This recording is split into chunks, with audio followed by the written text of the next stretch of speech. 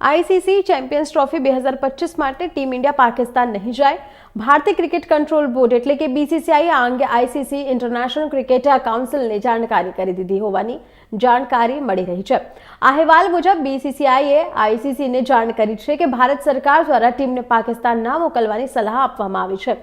8 ટીમોને આ ટુર્નામેન્ટની યજમાની પાકિસ્તાનને મળી છે. હવે જો ટીમ ઇન્ડિયા પાકિસ્તાનનો પ્રવાસ નહીં કરે તો આ ટુર્નામેન્ટ હાઇબ્રિડ મોડેલ હેઠળ યોજવામાં આવે તેવી શક્યતા વધી ગઈ છે. ટીમ ઇન્ડિયા ચેમ્પિયન્સ ટ્રોફીમાં તેની તમામ મેચો સંયુક્ત અરબ અમીરાત એટલે કે યુએઈમાં રમી શકે છે. જોકે શ્રીલંકા પણ તેની મેચનું આયોજન કરવામાં આવી શકે છે. પરંતુ એવું માનવામાં આવે છે કે પાકિસ્તાનની નજીક હોવાના કારણે યુએઈ આ રેસમાં સૌથી આગળ છે.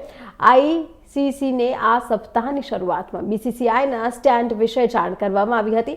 જોકે બીસીસીઆઈ કયા સ્વરૂપમાં નિર્ણય આપ્યો છે તેની પુષ્ટિ થઈ શકી નથી.